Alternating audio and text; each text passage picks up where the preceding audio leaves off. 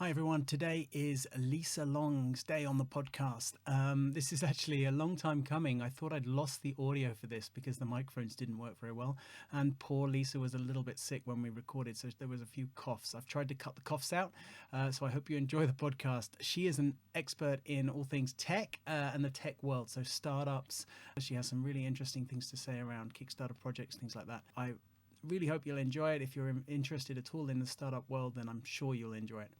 All right, with no further ado, I will pass you over to me with Lisa. Hi, you're listening to Wimbledon, hosted by me, Nick Ray.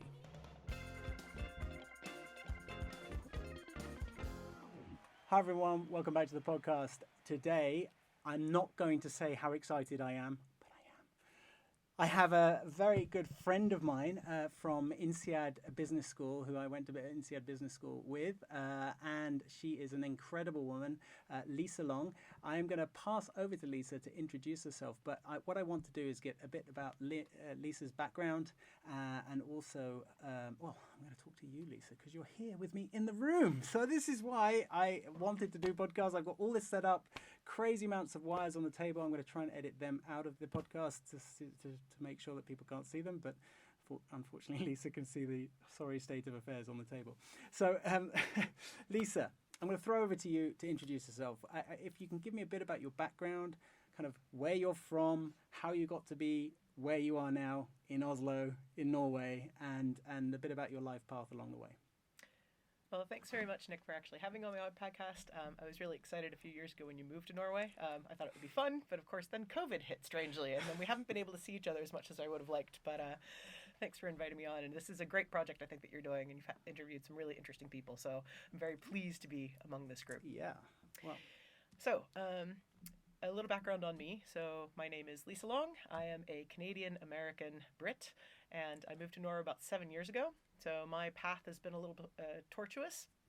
I started off as a chemical engineer. I studied in upstate New York and then went out to Silicon Valley where I had to learn how to program. I was there for a few years and then got into a really, really bad car accident. And so that was one of the kind of defining moments of my life is thanks to the American healthcare system, I was going to go bankrupt. So I ended up getting a job to transfer me to Europe where there's fabulous socialized healthcare, which then allows you to actually not go bankrupt just because you've been in a car accident. So I then actually came to INSEAD as well, and we had a fabulous road trip in the fall of my time at INSEAD. And I'm actually not sure you know how important that road trip was for me because I hated INSEAD at that point. Oh. I was having a terrible time. And you were so kind because we were having fall break and you said, hey, I'm going to go down to France. It's a road trip. Like, come along. And you're so outgoing. You're so engaging. You're so fun. So I came along for the ride and it really made a difference. We just had a really kind of calm, good trip. We got to see the goats on the mountainside. And it made a real difference for me in that INSEAD that like maybe I wasn't in the wrong place at the wrong time. Things got better at INSEAD, fortunately. Went off to Singapore, met my kind of core group of friends. And after INSEAD, I moved back to England and started a games company called Six to Start. So we made a game called Zombies Run, but it's kind of a torturous path from there because I ended up running afoul of the immigration authorities in the UK about a few years after we'd started the company. So I actually had to quit the company so I could stay on the board, but I couldn't work at the company full time. So I went to work for another friend of mine at her company. And then kind of when things got cleared up, I actually met in with some other people and ended up starting a new company called Sonic Play. Sonic Play ran, and it was a much different experience. We went out to Silicon Valley, we raised funds, we kind of did all the crazy Silicon Valley checklist things. And unfortunately, the company blew up, so I ended up working at Skype and Microsoft.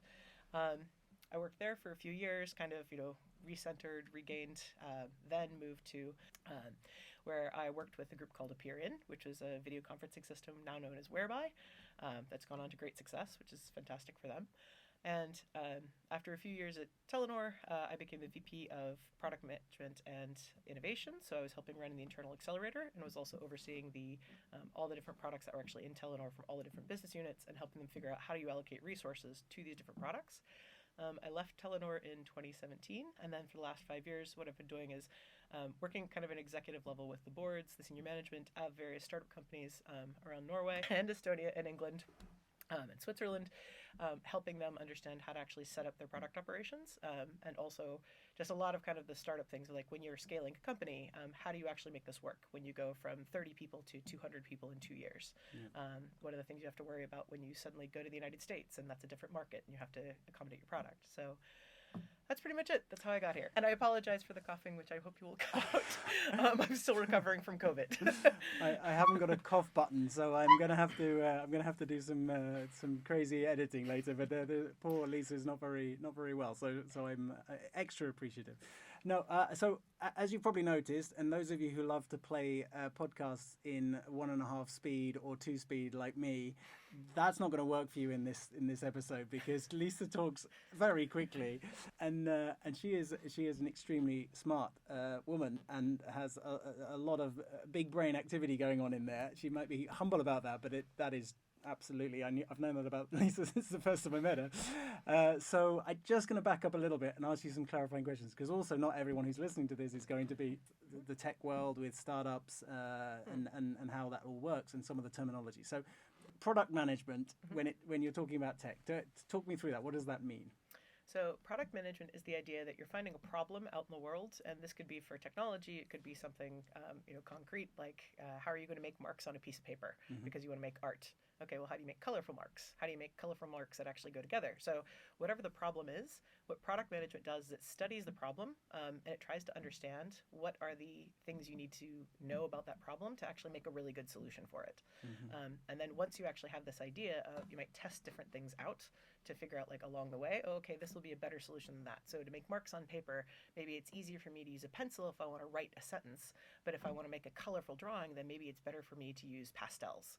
So you have to really think about what the use case is so that you can make a solution that's going to work the best for the person who's actually trying to use it. And so when you're talking to people about product management and you're going in to advise on that, presumably they've already got an idea. They're like, I kind of know, we have an idea for this cool tech we're going to develop.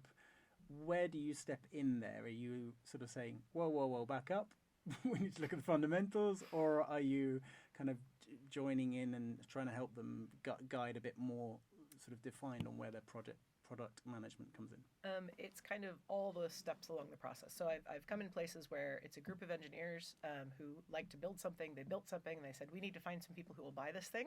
And I say, oh, yeah, we need to pull back a lot and start saying, okay, what the problem is, and then understand, okay, does your solution even make sense? And so I think there's a fair chunk, this is one of the problems in Norwegian startups, I would say. One of the biggest problems is that, and I understand, I'm an engineer myself, I like to build shiny things. And you have the ability to build shiny things, and Norway has amazing engineers who can build really shiny things. But the problem may be, you don't necessarily need that shiny thing to fix your problem. So, for example, if you need to fix a writing problem and you're like, hey, I can use this pencil to write things down, and someone comes to you and they have this jet awesome pen that, has Cooper colors and has lasers coming on top of it and so on, and you're saying, well, I just need to write it like thank you on this card. Your jet laser pen is amazing, but I probably don't need it. And then they get really sad because they made this amazing jet laser pen. So that's kind of like the worst case scenario, is when they've already built something and then they're sad because they don't have a market. And that is a place I come into. And if I can get them early enough, so essentially they haven't, hired a bunch of people or done things, then I can usually help them kind of redirect what they've got to get a better understanding of the problem and then start building something that's actually valid for the market. In other cases, what's happened is the company has actually already built a product and they're moving towards a portfolio approach. So they've realized, hey, there's one problem area, and we need to actually understand how do we address these other problems which are close and related to what we have to do. So then they have to start thinking more like a portfolio approach rather than a particular singular approach. And how does that look? Also, there are companies that are working in more complicated spaces, so enterprise spaces, where you can't just solve, it's not as simple as, okay, I need to write this thing down on this particular piece of paper. It's like, well, so I need to come up with a system that I can actually send this piece of paper to another place anywhere on Earth, and it will get to that person, even though I don't necessarily know who that person is. So, and you've got to think a lot more about, okay, what's the system that's going to exist for this information to be able to be shared, displayed, given to the right person, directed in the right way, etc. So these are all the kind of different places I come in. Places where they have a product and they have to redirect it. In places where they have one product that's really successful and they need to start building out other products around it. And the last one, which is essentially this idea of building into a system. So understanding that the kinds of system they're going to actually build is a relatively complicated one. So what are the pieces they need to have in order for that product to work in that enterprise environment? Okay. So in that case, when because I guess in my head, my naive brain, startup world is always about, is kind of this small group of people looking at some usually technology nowadays. It's usually a tech related thing in my head, at least for the startup world, and they're kind of doing something that's brand new, innovative, kind of something that hasn't been around before. But I guess based on what you've just said, there's a lot of startups who are sort of solving issues for businesses, the big businesses and enterprises that are perhaps not as innovative, but have a new tool or a new sort of opportunity to just change the way things are done. Would that be fair, or is it always innovation? Was that a terrible question? Your face tells me it's probably a question. Sorry, I'm trying to figure out where to start to kind of address that. So the question, I think, if I rephrase it, is... Yes, please. Startup companies Can you make it sound really smart as well? So the question, I think, is around the perception is startup companies are all about like bleeding edge innovation. So it's some crazy new breakthrough technology that's going to solve COVID or do this, whatever. Whereas the reality I may have portrayed is a little more prosaic, like, oh, these guys are only making an incremental change on something. And I guess the answer to that is when you are a startup company, your solution definitely has to be 10x better than what else is out there in the market. Because if it's not 10x better, then you won't be able to replace what's out there. But some of the companies I work with, like I said, they already have really successful product lines. And so those people don't need to have a product that's 10x better because they have a product that, that did unseat the other things, that is really solving it. And so they only need to make incremental changes to their product. So it's kind of two places on the spectrum. So like there are products that are pulling together, because honestly, even if we kind of look at things like, the iPhone when it was created, really that was just pulling together a lot of technology that already existed into a particular packaging. And so a lot of and people are like, oh, but it was so innovative for its time. Well, was it? Because you had already had Handspring, which was another set of phones that had existed on the Symbian operating system, that you already had a number of other kinds of smart tech phones that existed, but they had just pulled things together in a different way than what the iPhone decided to pull them together for. And so that's the thing with these solutions, is that it may bring together a bunch of stuff that is kind of normal and prosaic. Blockchain's been around for 10 years, and yet people are still really excited about this. Nobody knows what blockchain can actually be used for, but boy, they are trying. Whereas like artificial intelligence, machine learning, the first job I had in Silicon Valley was using artificial intelligence to help program recommendation engines. We are still having companies that are new companies that are creating new recommendation engine technology because this is a hard problem. And so people are working on this for more than 2 decades and still don't have a really good answer for this. So I guess the thing is that the answer to your question is if a startup company is going to survive, its solution better be 10x better, but it doesn't necessarily have to be a technology change that makes them 10x better. It could just be bringing together things that already existed in a way that nobody else has done. That represents that 10x. So again, just a quick clarification for anyone out there who feels a little behind. 10x is 10 times. Sorry. I went to business school. Not knowing that, and everyone talked about 10x, and I felt extremely stupid because I thought it was some math problem that I didn't know about. It just means 10 times. So. I apologize. I live in my own little technology world. No, don't apologize. But I just feel like I need to clarify for anyone who is out there. And I'm always the one who will ask the quasi-dumb question. Yeah, I was going to say, I'm not sure there are any, when it comes to coming from such a jargon-heavy industry like tech, I think it is way better to ask and clarify, because even within the industry, people are like, oh yeah, that LCA and this CCV and this. And it's like, oh, are we really talking about the same acronyms or not? Is that carbon capture, or are you talking about customer valuation? So I think better to ask the questions, better to get those answers, and especially in meetings and things like that I've been in, when I'm coming in from the outside into whatever the product is, and those companies are in their own world of jargon, that I'm coming in and saying, well, I don't understand, can you explain what this is, can you explain what that is? Then sometimes there are people in the meeting who come afterwards and they're like, thank you, because I didn't know what that was either. And I've been here 3 months or 2 months, and a lot lot of what I tell product managers when they start any job, I was like, this is the best point for you to like really break a lot of the jargon in the company to have those outsider views. I was like, ask all the questions because in about 2 or 3 months you're going to be an insider again, and then you're just like them. So have those fresh eyes. Ask those questions, figure out what the stuff is, because otherwise there's just going to be an assumption, and it's too late.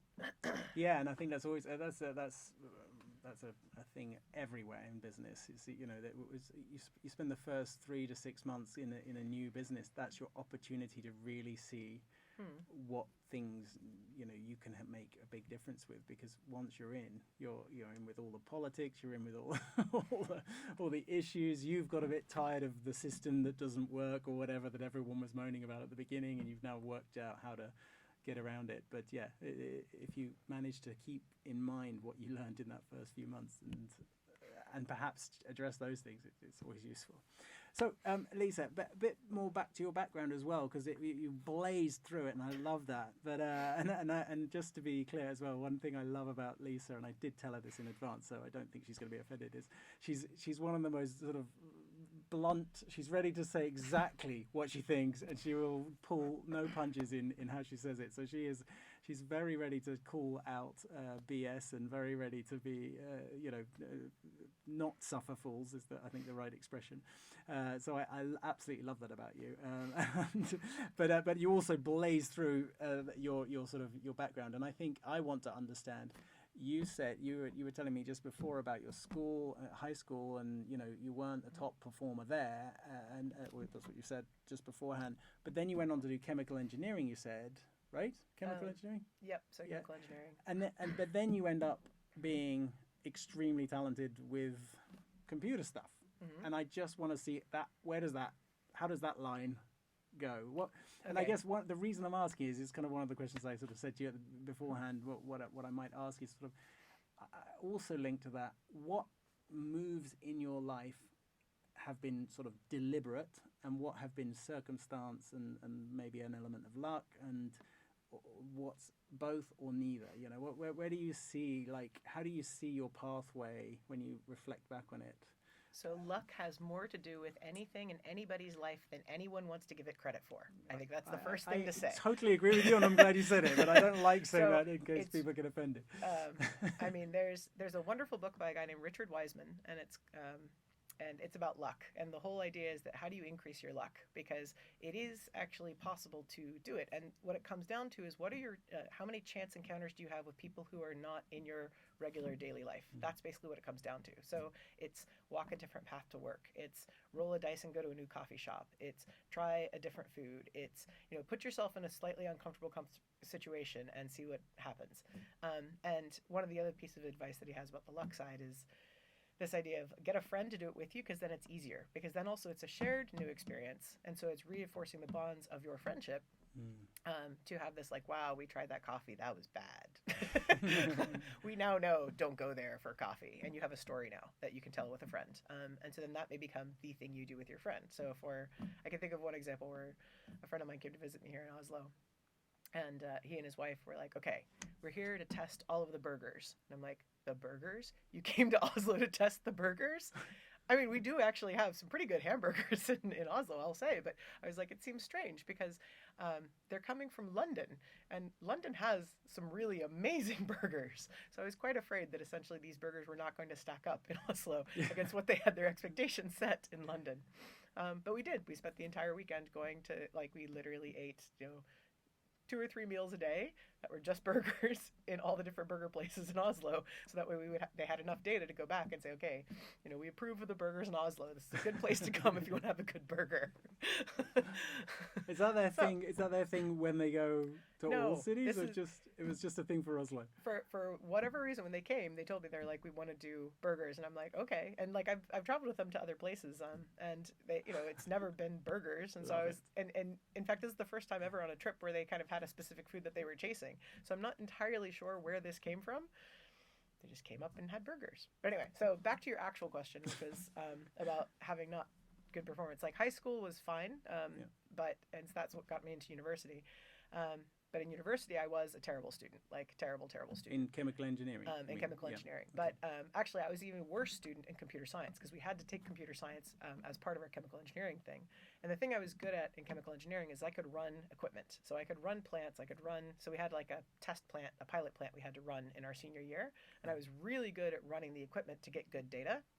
And I was really good at labs and things like that. But in general, I was not a great student. So I was, as President Rhodes from my university said, I was part of the students that made the upper 50% possible. All right. So, yeah. So when That's pulling no punches. Well, somebody's got to do it. So I served my part. So when I graduated, my expectation was I was supposed to go to grad school, but obviously not with those grades. And so the good thing about chemical engineering is that it's a path where essentially you can do your undergrad, go out for a few years into industry, and then come back and do your PhD in whatever it is you're going to do, fluid mechanics or biomedical stuff or vapor deposition, all the fun stuff that you can do in chemical engineering. So when I was a senior and clearly seeing that like grad school is not going to happen for me, I went around to the grad students and I said, okay, what's the best thing for me to do in the next few years while I'm out in the industry? So should I go work at a biotech firm? Should I go work at like a big facility, like a DuPont or Monsanto or something like that? Where should I go? And they said, oh, you need to learn how to program. And I was like, what? So like the class that I did even worse than I did these other like theoretical classes, you're telling me I need to go to a program? And they're like, yeah, but it's fine because it's the late 90s. It's Silicon Valley. They're just going to hold a mirror up to your mouth and see if you can fog it. And then they'll teach you everything you need to know. And I thought, this is ridiculous. I was like, how could they possibly hire a chemical engineer who's, terrible at this? Like, this is, I'm not going to get a job. And they're like, no, really, we're not kidding. Just go to Silicon Valley and you'll sort this. So one of my classmates had actually transferred to Stanford. And so I went to go visit him, and I flew out there for spring break, and again, this is where the luck stuff comes in, right? So this is a person who I met in university who had been with me for 2 years, and then flew out, transferred to Stanford. So I went to go see him and the day I came there, he was like, hey, he's like, do you have your CV? And I was like, well, I have like a copy on like, at that time, my remote mail server. So he's like, great. He's like, print out a bunch of copies. There's a job fair going on right now for the bunch of computer startups. He's like, so just print it out. He's like, and just tell them you're an engineer and just leave off the fact you're a chemical engineer. He's like, and then see what happens. And it was from that job fair that I actually ended up getting my first job. Oh, wow. With the artificial intelligence company, the recommendation engine stuff. So, but that's luck. It was luck that I knew that guy. It was luck that the fair happened to be that day that I happened to be on a campus with him. And so it's happenstance that I was able to actually get that. And then once I started working in it, then I figured out how to program. I figured out how these systems worked. And, over time, like several years later, I was at somebody's wedding and they hadn't seen me for a few years because, you graduate and go your separate ways. And so the guys were asking me, they're like, hey, so what did you end up, you're out here in Silicon Valley. Are you working for one of the biotechs? And I said, no, I'm working in this company that does like this artificial intelligence stuff, uses this like language called Kate, which is used by NASA for the satellites. And they're like, yeah, we know Kate. How are you programming in Kate? Because like you're incompetent when it comes to computers. And I'm like, I know, but like I figured it out. And like now they're paying me and this works. And, so now I have this career in computers. And so also having worked in startup companies, so the very first company I worked for, it went public during the dot-com boom. So it went through like the whole thing of all the excitement leading up to the IPO and the big parties and all the weird trips to Napa Valley, all the kind of like dot-com stories you've heard and the things that were repeated in 2010 and the things that are repeated now. Like it's all true and it's probably worse than you think it is probably the better way to put it. So, it was a very successful thing. But again, there were kind of the other parts of this, which is I had been in that really bad car accident. And so I was also struggling. So when did that happen? Like 6 months after I moved. To Silicon Valley? Silicon Valley, yeah. Wow. So 6 months after I moved, I got in a really bad car accident. And so then what was really tricky is I was in rehabilitation. And so... And in the United States, obviously you have to pay for your own healthcare. So even though I was insured, the problem was that because it was a car accident, it was litigious activity, therefore my insurance company would not cover any of my medical bills. So I had to pay for my medical bills out of pocket while I was waiting for the other insurance company to show up. What ensued was like a bunch of lawsuits And at the end of the day, so I was in rehab to try to like rehabilitation. So like physio 3 times a week, like scads of painkillers and anti-inflammatories and things like that, trying to keep things in manageable. Like it was just unbelievable pain. So like waking up every day in unbelievable pain, trying all these different kinds of drugs to try to manage the pain, to try to manage the rebuilding. So anyway, this is like several years in process, and then about 2 years after the accident, the case goes to arbitration, and in arbitration they award me $45,000, and the outstanding medical bills at that time were $69,000. 15,000 of the 45,000 went to my lawyer, and then 30,000 was left over to pay the 69,000. But like I said, I was really lucky, again, luck, that my company had gone public. So I was able to use the money of the proceeds from the IPO to actually pay the medical bills.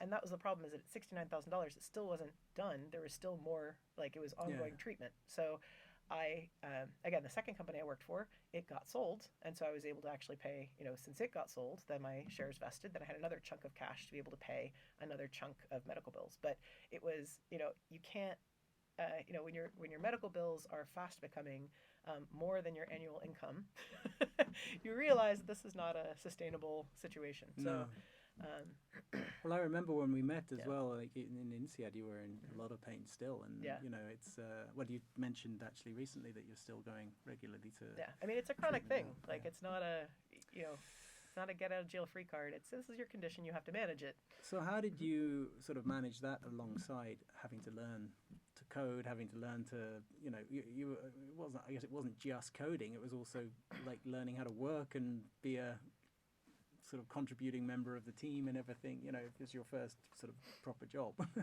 Yeah. Well, I mean, how did you pull all that together? Like that must have been really tough.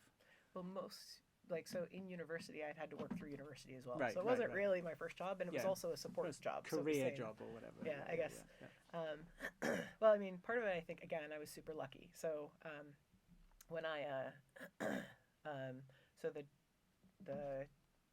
the group I was working with, we were all in doing kind of like developer support. So like people would go out and make systems, the systems would break, we'd have to actually fly out on site and try to fix their servers, standing in server rooms that were very, very cold for very, very long periods of time, trying to get the servers back online. But the guys that were also on the team, they were really supportive. Like they were really helpful. And I mean like helpful in a way of like, there was one of the treatments that I had to go through, and it would take a week to go through the treatment. And so they would give me the treatment, and then essentially it took about 7 to 10 days to recover from the thing to then kind of reset me to try to go on to the next level of rehabilitation. And so during that time, it was very important that I actually eat a particular diet and make sure I eat, because otherwise then the drug treatments they were giving me were going to have more of an effect, right? Because it's the whole thing of like you have to worry about all the biology and things like that what's getting used. So anyway.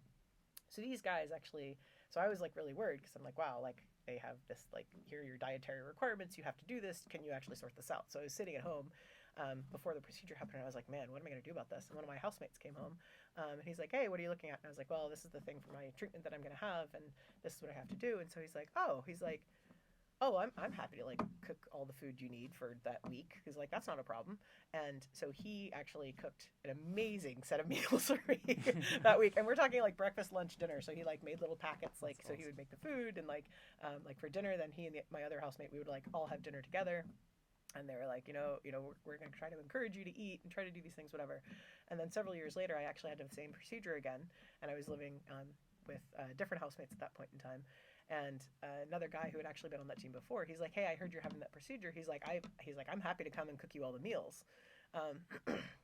And just so we're clear on this, this is not like guys who are trying to date me. These were just guys who were really people. Good souls. Yeah. So they, so like he came to my house and he would like cook all the food, and like for my other two housemates, like, cause these guys just really, really loved to cook, and suddenly it was like a captive audience, cause I definitely had to eat. And they were like, great, this is an excuse for me to come and like make all this food, and then these people have it. So yeah, so I was really super lucky that those guys were there at that time to help support that kind of thing.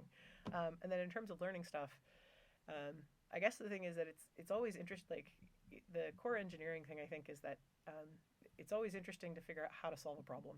And a lot of coding is just that. How do you actually solve this problem? How do you think about it? What are the aspects around it? How do you, like, what happened? Why did things break? How do you actually unbreak them? So learning that kind of stuff in computers and like sysadmin parts and the server structures and so on definitely leads into the product management side of things, which is, worry about the problem and worry a lot about the problem, because once you actually understand how the problem works, it's much easier to actually find a solution. And so that kind of made me reflect a lot of my engineering experience was, wow, I built a lot of really stupid stuff because I didn't actually spend the time to actually really understand the problem. So no wonder I built it, it broke. I built it, it broke. I built it, it broke. And I was just like, man, like my users are so stupid, right? That was always the thing that people used to say. I was like, yeah, they just don't understand. And it's like, that's ridiculous. Like, these are people who are running multi-million-dollar systems. They surely are not stupid people. But it took me a long time to kind of come to that. Honestly, like, the way I came to that realization was when you're doing playtesting for games, it doesn't matter how much time you spent building something. It only matters that it's fun. And so my very first kind of user testing for game design, that was like the cold water. It was like, oh man, I made these really great puzzles. People are going to like, this is going to be amazing. They're just going to love it, whatever. And I got totally like killed on all of them and everything. And I was like, but I worked so hard. And, my co-founder was like, yeah, but it doesn't matter. Like, it wasn't fun. And that's all that matters, is if the users can use it, if the users think it's fun, if if our players enjoy it, then it's good. But if it's not, who cares? Yeah, I can't remember your exact quote, but I know that you've been quoted as that listening to your customers. The main thing you need to do is listen to the customers as well. What do they need? What do they actually want? Yeah, but actually, this gives me a wonderful opportunity to put to death one of the things I keep hearing, which is the Henry Ford thing. Which is, Henry Ford says, if I listen to my customers, I get faster horses. That means Henry Ford was a really, really crap user researcher, because if he was a good user researcher, and I'm going to cite my friend Erica Gibson on this, then he would have understood that the problem was people want to get from point A to point B faster. And maybe now we'd have flying cars. Maybe now we'd have like transport devices where we just like, immediately go from one place to another place immediately, right? But no, he was like, I'm making my customers solve the problem by saying, what do you want? What you need to do is say, what's your issue? So tell me about your day. Tell me what's not working. What's frustrating you? What makes you irritated? Because a lot of times when you're doing these user researchers and things like that, and you're listening to somebody's day, no one's going to say like, it's really terrible that I have to spend 20 minutes dressing my kid. It's like, you can't say that. It's supposed to be a wonderful bonding time with you trying to get the socks onto your child, right? Like, this is how it goes.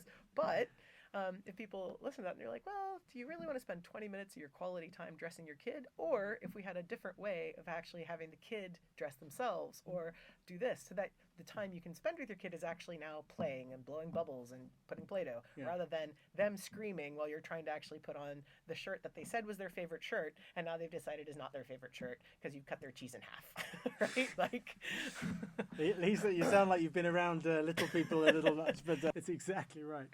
I think one thing I wanted to mention as well was, because linked into that, you mentioned very quickly about Six to Start and Run Zombies Run, right? Which was a very successful, I think, as far as I understand it, very successful app that you built, right? And well, I think I know what it is. I used it once a long time ago now. But do you want to talk me through that? Because that is a good example in my mind of like fun and solving a problem in a very different way. Yeah. So the company I had, Six to Start, what our company was known for was essentially combining the digital world and the real world. So doing things like you would have a digital treasure hunt where essentially you'd have to go to a particular place, get some information from that, and then use it online to actually fill out some additional information. So we built games for people like Muse, and their thing was United States of Eurasia. Right? Muse, the band. Yeah. So we made a game for them called United States of Eurasia. We also made a game for Death Cab for Cutie around the video transportation. That was all about like QR codes. So we used to build games that would kind of combine this online and offline world. So when we actually wanted to create our own game, that was part of the thing that was really important, is we wanted to create a game where people were going to do things in the real world and be rewarded in the virtual world. So where the Zombies Run thing came from, and I have zero credit for this, so just so we're clear, like I'm one of the co-founders of the company, but when it comes to Zombies Run, I had nothing to do with this. I did all the boring stuff, like read the legal contracts and work out like the logistics of how we actually transfer money from the United States on a Kickstarter to like the UK. Like I do all the boring operational things. I am not creative. I am not. I have zero to do with the actual game creation, but I can tell you the game creation story. So it went like this. My co-founder Adrian was working on trying to figure out like fitness stuff. So he'd been researching a lot around the fitness space and trying to get people to move and thinking about this kind of idea of like how do we change. And he'd been trying some ideas and kind of nothing was really sticking. And so he was a bit frustrated. And then Naomi Alderman, who is a very famous author now, she had joined a running group in London to kind of get fit. That was kind of her thing. She's like, oh, I'm going to try running and see how this goes. And in the introductory run, different people were saying like, oh, why are you here? And so one person was like, oh, I want to get fit. And one person's like, oh, I want to lose weight. And then one person said, well, when the zombie apocalypse comes, I want to be able to outrun all of you. And so Naomi heard that and said, oh, that's a great idea. So Naomi called up Adrian and said, like, I got this. Like we're going to make this game, and we're going to make this game where essentially people are running away from zombies, because zombies aren't, like, hard to run away from. Like, you just have to kind of keep ahead of the shuffling horde. So, like, everybody can run away from zombies. You don't have to be, like, a super sprinty person. And it's going to be the zombie apocalypse story. So, like, you're going to have a role to, like, be, you know, what ended up being the supply runner, runner 5, to go get supplies for this. And it'll be like a person's story of like how they're actually helping this town survive, and so there's like this whole thing. Anyway, so that was kind of where it came from. And so then what happened is we needed money, as usual, to actually do the game development, and so we had to test a bunch of stuff out. So like I mentioned, one of the things we had to test was, okay, how are we going to get the money to do this? And at that point, Kickstarter had just started. So Kickstarter is this website where you can actually raise money for independent art projects, things like that. And at that point in time, Kickstarter had just been used for kind of relatively small things. People, raising a couple $1,000s US to do, like, art. Really kind of simple art projects. And Adrian and I saw it and said, hey, wait a minute, what if we use this to try to raise the money? So we tested it out by basically, Adrian said he was going to write a book called The History of the Future in 100 Objects. So this was a takeoff of the British Museum, which at that time was doing a display called the History of the World in 100 Objects. Because God knows the British Museum has definitely more than 100 objects to tell the entire history of the world. So he said, okay, I'm going to write this book. It's a history of the future in 100 objects. And then we went on Kickstarter. We wrote up a profile for him. We did the whole thing. I figured out, again, this is my contribution. I figured out like the back end stuff. Like, okay, we need a U.S. account to do this. We need this. I'm an American. I can sort this. And we ran the campaign, and it worked. Like, we had raised $3,000, and we're like, okay, so unknown British dude able to raise money from Americans with an idea. So we're pretty sure we can like sort something out. Now we understand a lot more about how to run this campaign. We can then do something for Zombies Run. And so that summer then Adrian and Naomi kind of like hashed it out as to like how the gameplay would actually work. And we also thought through like, okay, how do we actually run the campaign for Kickstarter? And so then the Kickstarter campaign we ran in the fall. And again, we were like, luck comes in here, because we ran the campaign, and we knew, like, for example, you have to have 50% of your money pledged up front. So we kind of knew we had to line up the people to pledge the money for the first day, so that way we would have the momentum to actually show up on the page. So that way you would have more people be like, oh, they've already gotten 50%. Well, then it's easy for me to go ahead and put in the $10, whatever.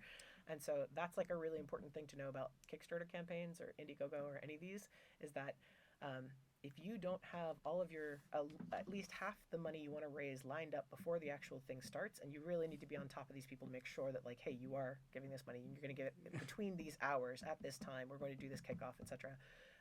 So that way you can actually have the momentum you need to actually get onto the front page to then have other people kind of trickle in. Right. So that's something else I've worked on over the years, is helping other people get their Kickstarter campaign sorted.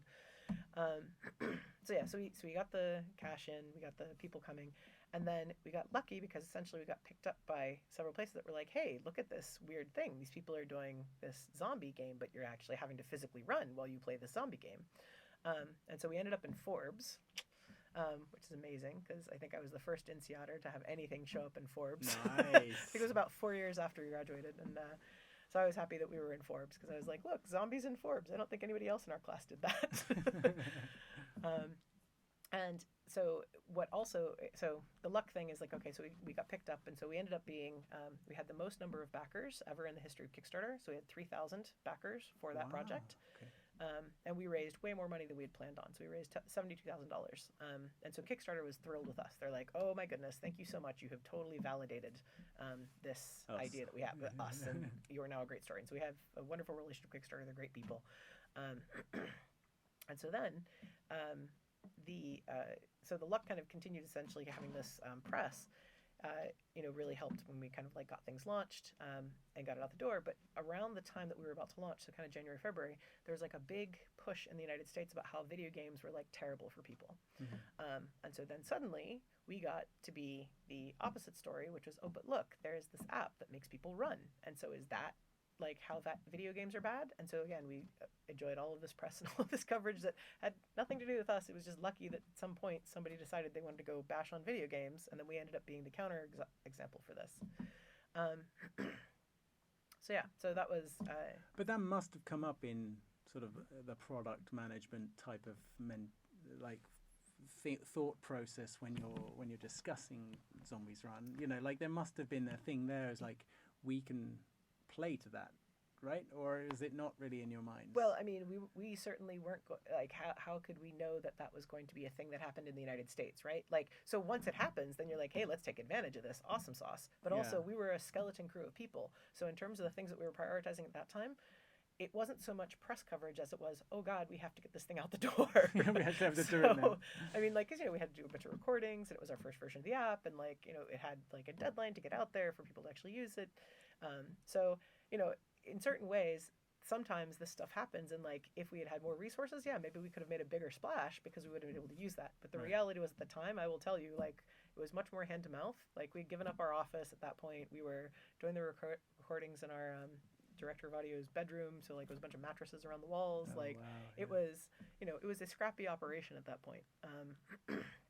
So, I mean, it worked, but I think that there are just chunks of luck that we got really lucky with. So where do you think now, where's Six to start now? You said you had to wrap it up, and so we sold the company last year to All of X. So, and All of X is like a big consortium company that actually works in all kinds of fitness applications. They have like fitness mirrors, and they have other applications that are also like promoting health and fitness. That's awesome. Yep. So I am now officially not part of the business anymore. So I am not a spokesperson. I can't, like, things are going great. So, we get updates, we see what's happening in the press, and, things are going well. I wanted to change tact slightly, but because the world you work in, as far as I understand it, and then you can correct me if I'm wrong on my base assumption, but it's pretty stressful because of, it's a lot of pressure, especially in startup world. There's, people are cash strapped. It's scary, I guess, because you don't know if it's going to get picked up. You don't know if the company's ever going to make anything, even if you've got a great product that's solving exactly the problem that the customers need solved, that is very much in demand. If the worlds don't come together in the right way, if you can't get the product out the door before someone else comes along and starts solving it a different way, or if you can't get the cash to market it in the right way, or you can't get it, distributed in the right way, all of those factors can sort of cause it a disaster, right? And so I guess that's sitting heavy on a lot of people who run startups' shoulders. They're sitting there saying, this is a lot of pressure.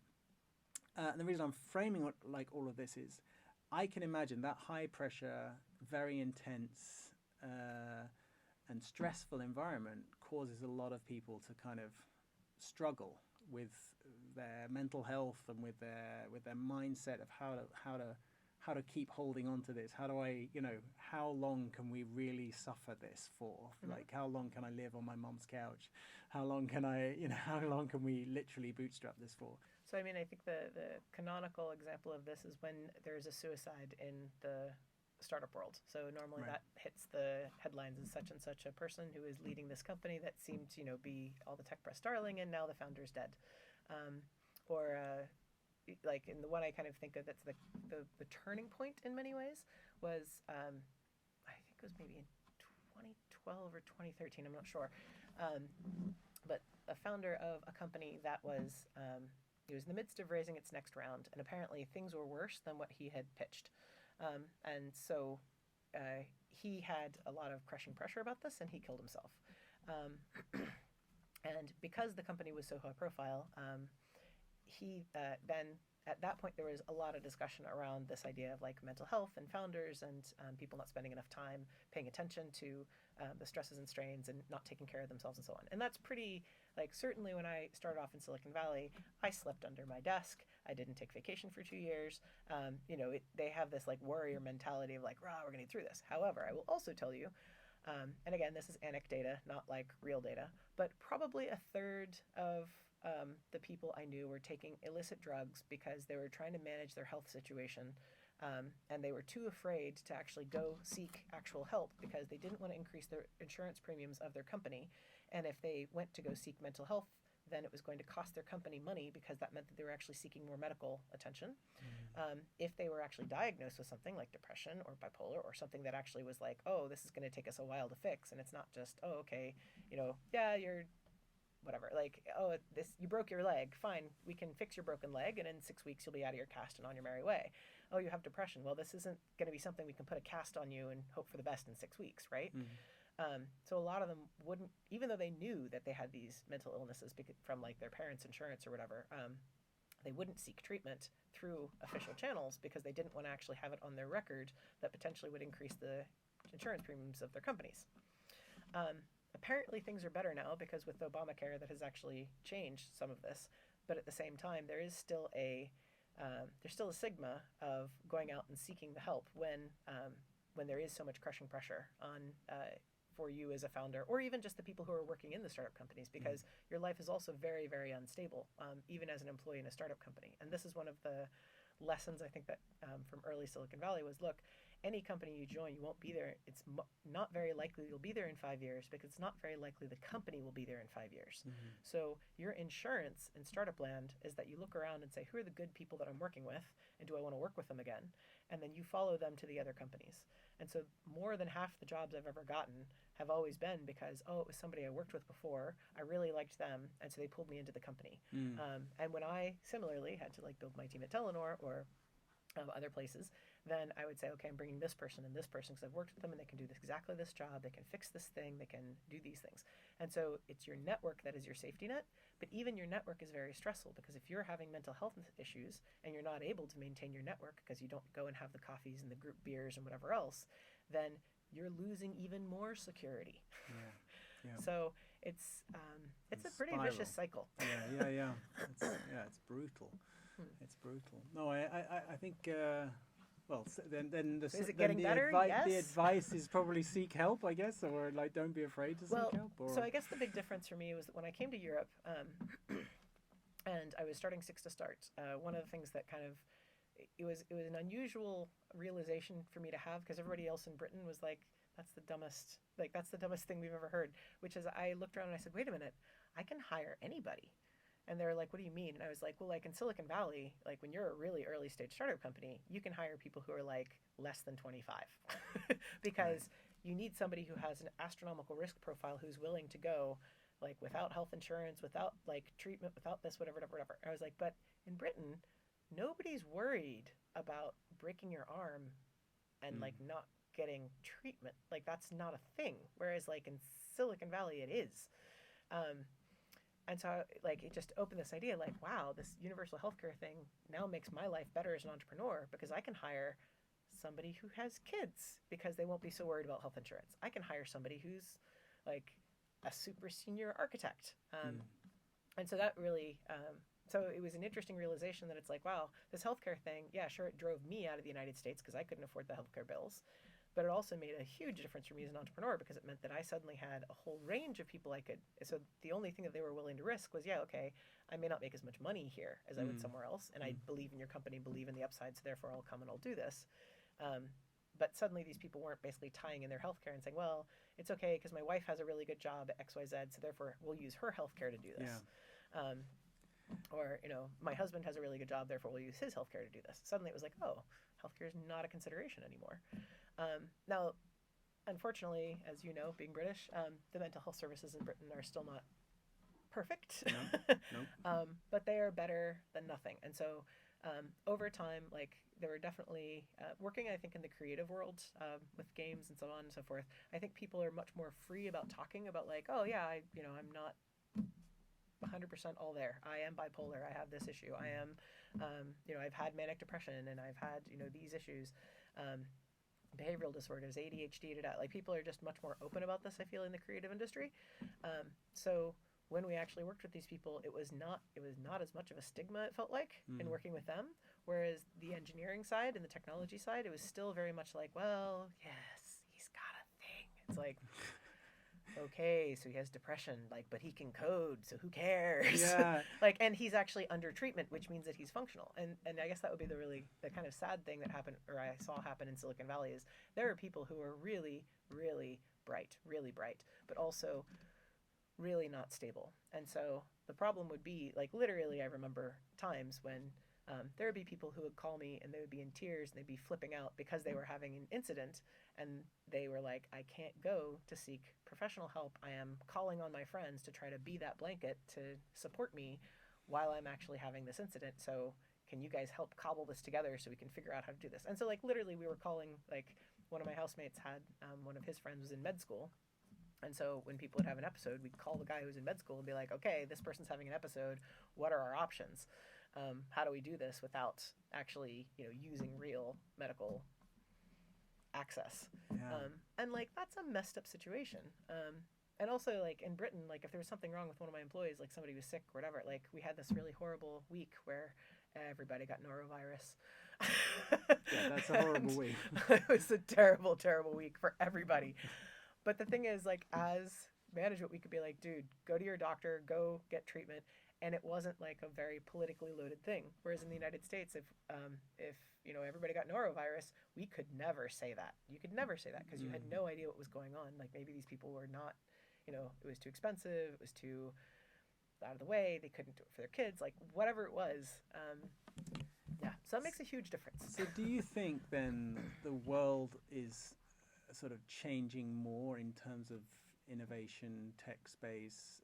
Like, has Silicon Valley lost a bit of its edge because of those sorts of things as well? Or, I mean, because I know that there's a lot of hotspots around the world. I mean, I lived in Bangalore and Hyderabad, the two places where so much Indian tech talent is sort of just centering on, and there's other countries as well. I mean, there's other countries as well which are having lots of innovation tech centers. The UK has made a real push for that. Is it, in your mind, is there something changing or shifting in that, or is still Silicon Valley kind of the pinnacle? I mean, at the end of the day, honestly, he who has the gold makes the rules. So most of the money is still sitting in Silicon Valley. Right. And so this is kind of where the diversity of things like the people who are the ones who have the money. So the more people who have money in places like India or in places like China or in like Malaysia, Australia, Chad, wherever. I mean, if there is more capital, then there can be more stuff that happens. Because the reality of innovation is that a lot of the reason why Silicon Valley can be Silicon Valley is because there are a lot of really wealthy people who graduate from university without debt because their parents paid for it. So they can actually afford to take the risk, which is why you see so many white male founders or people who are upper middle class who are doing this. I mean, Mark Zuckerberg didn't come from a very poor origins, neither did Bill Gates. While Steve Jobs may have dropped out of university, at the same time, he still actually had a much better support system than, the homebrew club that Wozniak had. Like, they're just... there are a lot more resources available to a certain class of people. And so you tend to get that certain class of startup people in Silicon Valley who actually have more people they can call on for more resources. Like this idea of like friends, family, and fools, the very first round you ever raise in a startup company is people who are around you. In order for that to happen, they have to have money in the first place. Yeah. Bezos didn't get money from like, wow, my long dead uncle gave me his inheritance. No, his parents gave him a few $100,000. Just a few hundred, like, here you go, kids. Here's a few $100,000. That's a very different world to live in. And I know, like, we went to INSEAD, and so we know we have classmates who are certainly in that world where, and shout out to Marwan and Dan who are running the venture fund. They're coming on my podcast, by the way. Good. Yeah. So shout out to them for the work that they're doing in terms of actually trying to get more capital from our class, because we're the people who have this cash to then redirect it to more diverse founders in more places. And that's the kind of like generational thing you need to have happen, is essentially more money has to get out there into more places to do it. But without that cash, it's very difficult, because a lot of what Silicon Valley is people throwing money in a suitcase and burning it. And that's the reality of startup land, is that most of the stuff isn't going to work. Most of it's going to fail. Most of it's going to be like a complete and utter like lack of success. But the thing is, what it does is it teaches people. So like the startup companies I went to, in terms of like, who doesn't make it, there's a very different idea of who doesn't make it if you're a lone person who's like sitting in a place coding something up by yourself trying to do it, and you're a person who, so I can tell you a founder story. Once upon a time, there was a really big company, and they decided, and they had a change of CEO, and so the new CEO chucked out all the product people. One of those product people was sitting on a couch playing Arkham Asylum with another friend of mine, and a number of VCs had approached that person and said, hey, here's $2 million. Just let us know whatever you're going to do. So he had nothing. He was playing Arkham Asylum on my friend's couch. And so they kind of, so he kind of went pitching, but it was more kind of like having chats, because he had this really, really strong network. And from this, he was able to get a chunk of cash. And so they then started this company and kind of worked on this particular technology. And the person who had given them the cash in the end, or the one they actually ended up taking it from, when things weren't working out, then they ended up getting swept up into some of the companies that basically, when Marissa Mayer took over Yahoo and then went on a buying spree of a bunch of different companies. So their company got bought as one of those things in the buying spree because of who their investor was. Now, the reality was the founders kind of walked away with nothing, because the investors were like, we're just recouping our cash. And we see that we don't really believe in you anymore. We don't think this is actually happening. And so, but at the same time, they get to say they had an exit, and they had an exit to Yahoo in the Marissa Mayer buying. So it's like, hey, this is a great story to tell. Something to add to your portfolio. And, yeah. And the thing is, they still have those connections for that cash. And the investors didn't get burned because they actually got their cash back. So there's a lot of waste in the Silicon Valley system. And the thing is, I think a lot of what the rest of the world doesn't understand is that is a necessary part of this game, because the things they learned from that, from running that particular thing, have gone on to another company and made a significant difference in how they do this. But they never would have had that other functionality in the other company if these guys hadn't done their startup company here to burn through a lot of money, cash, and education to actually get there. So there's a ton of waste, but it's a lot of education. So there's an interesting segue there to actually talk about the theme of my podcast, which is win building. But I think one thing that's been interesting, I've talked to a lot of people about the different themes that I perceive there to be involved in constructing something that is successful, or building an achievement for yourself or for a team or for a business. And one of the things I have in there is fail, right? Is fail and learn from your fails, and be prepared to fail, because you've got to design the right strategy to be able to execute a strategy to win in whatever it is you've defined as the game you're in, and whatever it is you've defined as a win. So to get there, you've got to design a strategy that's the best one for being able to win. And then you've got to work out how you execute that strategy and what skills and talents and everything you need to execute the strategy in the best way possible. But then you've got to learn how to do that, right? And that's the fail bit. Is like, then you've got to iterate and work out, okay, we've got to build towards that. We've got to learn from the mistakes we make and adjust the strategy. And that fail element, a lot of people get to the point there and say, no, how can you fail in business? You don't fail. We don't allow ourselves to fail. And I feel very strongly that, well, you do. You just don't pin the entire survival of your company and your business on failing once, right? You fail in parts of the strategy that you're building out. So you test things out on the market. You test out a new product, or you test out a new marketing strategy, or you test out a new digital, paid search campaign, whatever it is. And those things you can fail in, but then you learn and you adjust, and so you take small fails, I suppose it should probably be. But what you've just described in the startup world is exactly what I would class as sort of, okay, so maybe it's not fail. Maybe fail is the wrong word. It's too strong. But that they didn't achieve exactly what they would have set out to do in terms of building a company. But they got an exit, and they got a lot of things out of it, and then they learned from that and could build on.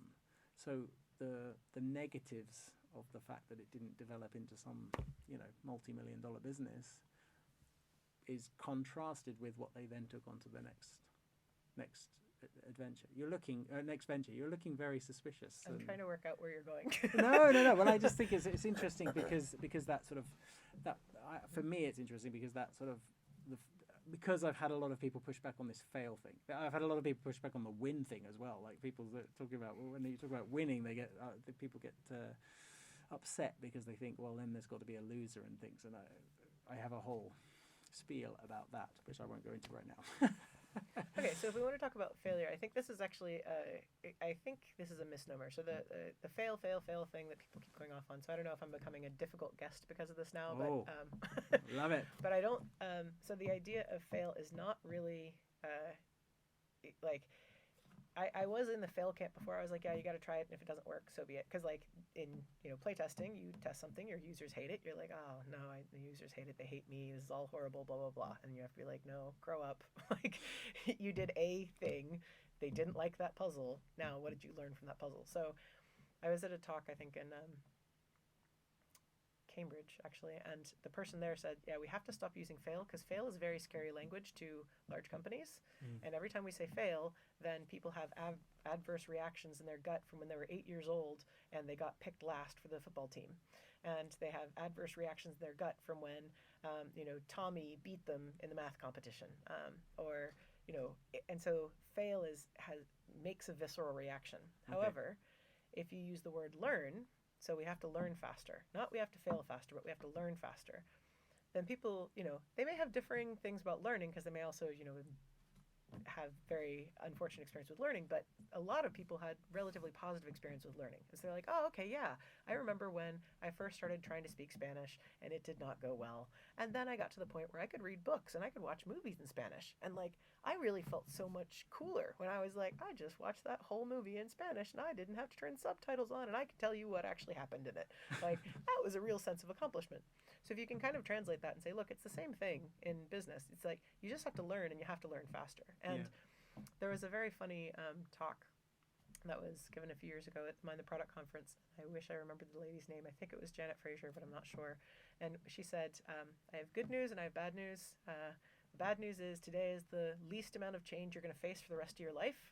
She's like, but the good news is that you get 1/56 billionth of a second added to every day to help you deal with more change because the rotation of the earth is like slowing slightly, and so therefore the days are going to be slightly longer. So you get 1/56 billionth of a second to like help you deal with the additional change. So you have more time to deal with all the change that is going to be happening to you. So that's the thing, is I think it's really much more about learning, because certainly that's the thing that's important, is it's that idea of like testing and failing. And I think what you were trying to say is this idea of they shouldn't bet the farm on doing this. In the startup company world, you are betting the farm. You're betting the farm that this is going to work or not, because your success has to be bet the farm success. If it's not bet the farm success, it's not the kind of success that investors want. And so this is also a reason when, even if you're just not growing enough, you can be a bad investment for an investor, because they need the 10x, right? They invest in 20 companies, 19, it's like whatever. One will succeed and do your 10x or 100x. 2 or 3 will zombie and the rest will die. And they may be active in killing some of those companies because they're like, we don't want to tie up any more of our time and effort. We need to actually spend more time on the things that are actually growing like a rocket. And so this is something that has to be kind of understood, is that if you're going to take investment, then you are in a very different trajectory than somebody who says, okay, we're going to organically grow our company. So like Six to Start was an organic company. We took a very little chunk of money from a government organization at the beginning, and the rest of it was organic growth. Whereas with Sonic Play, we went out and we did investors, and it was a very, we probably could have survived if we had decided, okay, we're going to flip back and we're going to grow organically now. But the investors wouldn't have it. They were like, no, you have to meet these targets, and since you're not, we're forcing you basically into suicide. Like you have to, like, this is no longer a company because you're not meeting the growth targets that we need. Yeah. And I understand, like, now I work with more. Now I've kind of been on both sides of kind of working with the investors on this and working with the startups on this. So I understand better, and I'm trying to help more entrepreneurs understand that, like, hey, if you're going to go after investment, you're going to build a very different business. And so understand what the expectations are of you, and also understand, like, what they're going to give you for this money. Because it's not, you don't have a say in running your company in the same way as you did before you took this money. Yeah. And so you may be pushed into different directions because, again, they look at the risk at a portfolio level. They don't look at the risk at an individual company level. So they'll push you to actually do more risky things because it's the smart thing for them to do. In 20 sets of risks they're taking, they need each one of these things to be as risky as possible because that's the biggest payoff as possible. Yeah.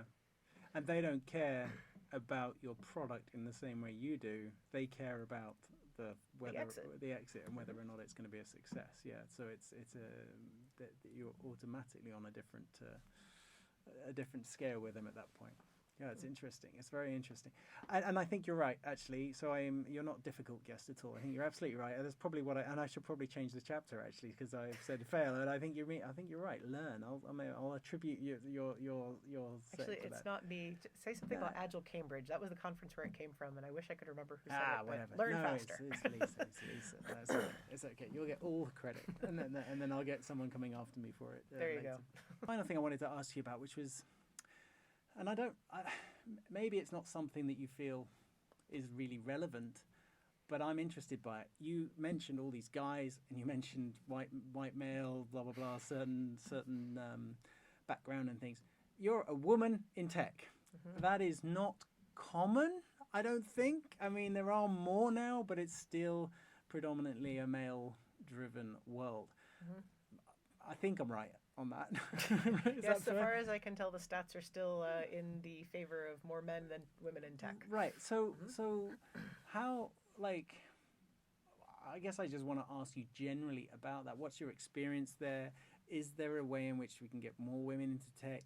Why aren't women picking tech as a career? Is it because men are dominating and it's a weird vibe to go into? What's your sort of experience of coming into tech as a woman? Is there any things which you felt are relevant that might be useful advice for women looking to get into tech? Or, I mean, I definitely don't want you to sit here and have to be an ambassador, because that wasn't why I invited you onto the podcast. But obviously, but your experience, and you just won that accolade as one of the top 50 women in tech in Norway, which is amazing. Congratulations, by the way, that's amazing. But I think it's just interesting to me that still it seems to be that there's not a real shift in the statistics, and I feel like there's been especially here in Norway, for example, and I don't know what the stats are in Norway, if they're very different, but feels like there's been a concerted effort to try to get more girls into STEM, more girls into kind of engineering and maths and obviously by association coding and engineering development and stuff. And it's probably working to some extent, but it doesn't seem to be really changing things. I mean, that's my impression. Is that right, or are you hopeful? I'm just going to throw you that word salad and just lob it over to you. It's the worst podcast host ever. I'm just going to throw a word salad at you and expect you to respond. So, women in tech, what do you think? Yeah. Well, no, I mean, it must have come up for you. It must be something you get asked about, I guess. So I'm going to tell the same story I tell lots of people about when I first came to Norway. So I've worked in tech for a bazillion years. Like you said, it's mostly guys. So I'll be in a room and it's me and it's 20 guys, and that's normal. And that, that's the world I live in. And occasionally I run across other women and we're like, oh my God, it's like the Spider-Man comic, you!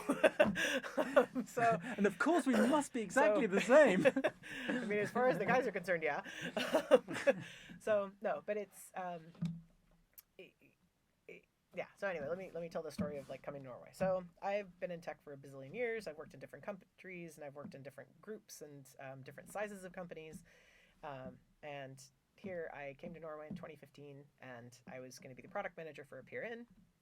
And one of the first things I had to do was sit down with all the engineers and be like, hi, explain to me like what you're working on, what it looks like, what technology you're using, like how does this go? And I was learning a new technology, which is called WebRTC. And I was shocked by these meetings I was having with the engineers, because I was like, man, this is like these Norwegians, like, man, they're just like right to the point. They like just get on with it. It's crazy. Like they're super focused. Because what was happening is that I said, hi, like I'm Lisa, I'm the product manager, so explain to me what you're working on, what your problems are, what you think needs done, etc. And the guys would turn around to the whiteboard and start explaining. They'd be like, okay, I'm working on this, and I'm working on, okay, do you understand how this WebRTC technology works? Okay, you don't understand the packet stuff? Okay, so it works like this. Are you familiar with this system? Da-da-da. And they would just explain to me what was actually happening. So about 2 months later, I went back to London, and I was having lunch with my friend Harpreet. And I was telling Harpreet like about these crazy Norwegian engineers, which were like nothing I had ever experienced before, because like they're like so focused and so on task, and like we would just, I'd ask them a question, they just answer it, and like it was amazing. And she said, Lisa, I hate to bust your bubble, but do you think actually that is actually how it's supposed to work? And the way you've actually had your experience up to this point is how it's not supposed to work. And I was like, what? So she and I both had exactly. So it was a very like unfortunate moment in some ways, where I was like, oh my god, how much time have I wasted? But yeah. Anyway, so I was like, I can't be that. It can't be like, I'm not that stupid, right? Yes, I am. Spoiler alert: I'm really that stupid, really stupid. And I'm very amused, because I'm sure in 10 years' time I'm going to look back on this and be like, oh, I was so stupid. And because I think this is what you learn, is every decade or so you look back on your life and you're like, wow, I was really stupid. Wow, I'm really stupid. So I'm looking forward to how much smarter I'm totally going to be in the future, because I think I've learned so much, and there's still so much more for me to learn. So in order to test this theory of, oh, the engineer is just answering your questions, I went to my nice white male friend who is also a coder, and I said, hey, tell me, when you go and ask engineers these basic questions when you get started, like, how does this conversation go? And he said, well, I ask the questions and they answer them. And I was like, so they don't ask you questions about your background or the systems you've worked on or any of this? He's like, sometimes it comes up like in the course of the conversation. He's like, but no, they just answer my questions. So that was my aha moment. I was like, wow, I've been experiencing like gender discrimination for like 20 years, and I was too stupid to figure it out. Yeah, it's so interesting. This is the thing, is that because I never, like, if you're the only woman, and basically every time you deal with another engineer and the engineer says to you, like, well, tell me what your background is and what systems have you worked on, and you end up in a mini interview, even with people who interviewed me for the job to do it, would do this to me. And so it's this kind of small thing. And so looking back on it, I'm like, no wonder I was like, I'm too stupid to have gotten annoyed, because I was like, well, this is just like the last company I was at where they asked me this. And so, okay, I'll answer your questions. But of course, all the other smart women were like, this sucks. These people don't trust me. They don't think I'm actually competent. Therefore, I'm out. Because what you're actually seeing now is they've actually fixed a lot of the pipeline. Like, 50% of MIT is female and 50% are male. I didn't know that. That's awesome. Yeah. But then what happens is they go out into the industry for 5 to 7 years, and then suddenly they out. Yeah. They're not doing it anymore. And so what's happening is that essentially people are getting discouraged. And I could say, like, even from, there's a lot of discouragement along the way, because it's like, well, you're not supposed to do that, right? So one of the things I think that's good about Norway is the fact that, like, people, like, men and women parent here. So I remember being in a meeting at Telenor, and it was like at 2:30, and again, a bunch of guys. The guys were like, hey, so we're starting this meeting at 2:30, but who has to pick up their kids from Barnahaga? And again, that was like a flooring experience for me, because I was like, wow, these guys actually know they have kids. They actually are doing, like, they're concerned about their work schedule so that they can actually go and pick up their children from, like, school. Like, in all my years in England and France and, the United States, whatever, I'd never been in a meeting where, like, children were raised as much more than like, oh yeah, my wife just had her second kid this morning, but it's okay, I'm still on the call. Yeah. So no, it is a great country for that, and I think it's interesting. I sort of inferred from what you're saying that the reason those Norwegian engineers might have talked to you in that way was because culturally they're just they're looking at you as a normal person, not a gender, and so they're talk. I'm guessing. I mean, because that is certainly my experience here. Is it is a very much equal society in that way, and people tend to. Obviously, there's exceptions in what I'm saying here, but they tend to be much less gender oriented in the way that they, or sex oriented in the way that they approach. There's still treating one another. Yeah, I would say like there are still expectations. There's still no place is perfect. It's just that Norway was so much different than where I'd been previously that it was a step change. And the other thing I would say is that there is like even if you have a more supportive environment for people to do this, in order for people to stay in this industry, remember a lot of like if you're going to be really successful in technology in Norway, where are you going to go? Microsoft, Google, who runs that? Bunch of Americans. And so what's the American culture doing for this? So when it comes to like, you kind of run up against these things, which I mean, I think it's just the nature of any company is that wherever your headquarters is, that tends to be what your management is like. And so, there's a friend of mine who is so he's Norwegian, but his family is from Pakistan. And so he moved here and grew up in Norway and was very frustrated growing up in Norway. And I think he was born here, but anyhow, his parents are from Pakistan. He moved here, grew up in Norway, and then he moved to the United States, worked there for a while, moved to France, lived there for a while. And as his kids were growing up, he realized he loves France. He's like, this is the best place ever. He's like, I love living in Europe. This is so fantastic. And he was looking around in kind of French culture, and he was like, yeah, but the problem is that here, I can't, in France, point to any kind of business leaders or people who look like my kids and are in charge of things. He's like, but if I go to the United States, I can point to the CEO of PepsiCo. I can point to the CEO of Microsoft. I can point to the CEO of Google and show that there are people who look like my kids who have made it. And so he moved to the United States, ironically enough, from France, because he's like, I need to move to a place where my kids can see that they can actually have a future and be at the top of their game and the top of the, the top of the food chain. And if we stayed in France, he's like, they would not have that understanding. So, yeah, I kind of give that as the parting tale. Yeah. Well, it's interesting, isn't it? It's there's so many different challenges that you've kind of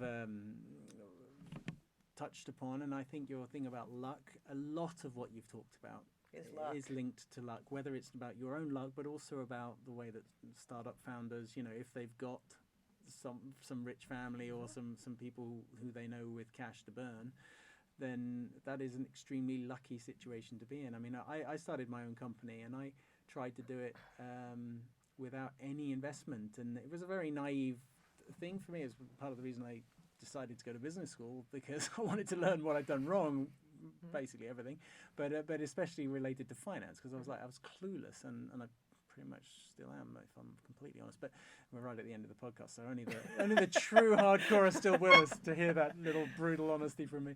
No, but I started that company, and I realized in hindsight, I'm like, getting investors, getting people bought in, there were people around that I could have asked.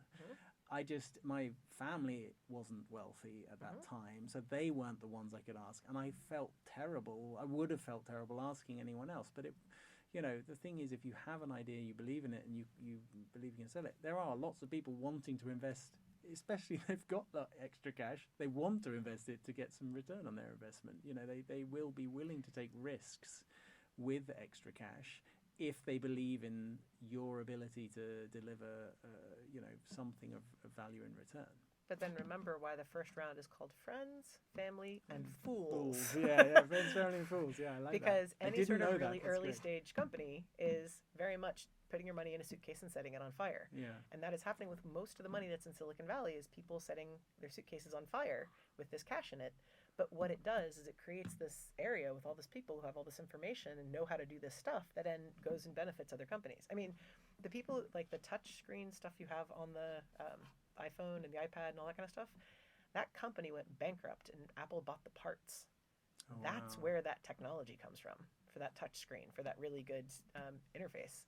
So That's it wasn't Apple that incredible. came up with it. It was this company that they were able to actually go and buy the spare parts from. That's amazing. I didn't know that. Yeah. Yeah, well, one more reason to be cynical about Apple. Well, but be cynical about all of these companies, because the idea is that, again, this idea of like, oh, that's super innovative tech. Like, look, honestly, the bleeding edge stuff, it doesn't work. It's like a nightmare. It's, really scary. Like Moderna, the vaccine stuff. If we look at them, they've been working on this mRNA platform for a long time, and nobody really believed that this was actually going to work. So when they finally actually proved this coronavirus thing, this is a game changer for them. That guy went from like whatever his $8 billion company to like an $800 billion company, because they were finally able to prove that one thing where this technology really worked. And there's so much of technology which is like, yeah, there's a reason why IBM has just a lab of people testing out random things and new technology and trying to actually make this stuff work. Because at some point, a product manager is going to come in, like literally, IBM actually has or had this building in Basingstoke, and it was the most amazing MI6 looking building in the ever. UK. In the UK, Basingstoke sorry. in the UK. Basingstoke in the UK. And it was like an old manor they had converted, and the basement of this place was like, it had all the lasers and like all this kind of crazy tech in there. And essentially, the people who are the boffins, which is like scientisty term, they just try out new technology things. They play with Second Life. They play with like different virtual world things, whatever, and they're just testing different things out to see like how things worked, how they work together, how they could actually take real world information and use it in some sort of simulation to like change the weather in Second Life based on what the weather was in Basingstoke that day, like all kinds of weird integrations and things. And what would happen is that the people who were like in business development in IBM upstairs would like run into a problem that they found at a customer site or whatever, and they'd come downstairs to the basement and be like, so we're going to explain this problem to you. Is there anything that you actually have in your bag of magic tricks that would actually work on this kind of thing? And so then that would become a consulting project for IBM. And they would take this one technology that kind of this guy had been poking with a stick, and this other woman had been like, hooking up to some other generator.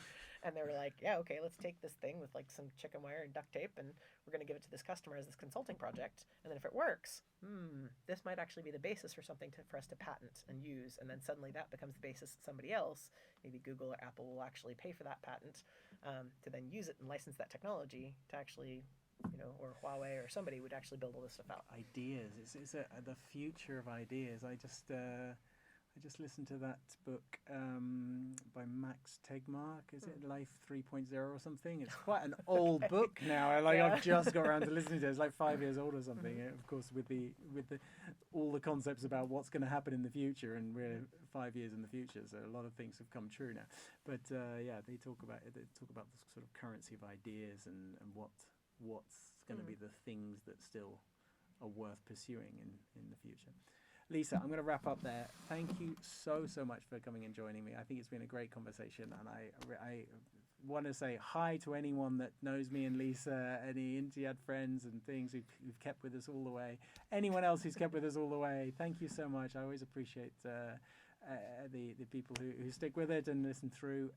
Like, subscribe, do all that jazz, review, but also feel free to get in touch. I'm going to throw over to Lisa to sort of say the last parting words, any advice, anything you want to promote, anything you want to kind of cheerlead, or you just want to say goodbye.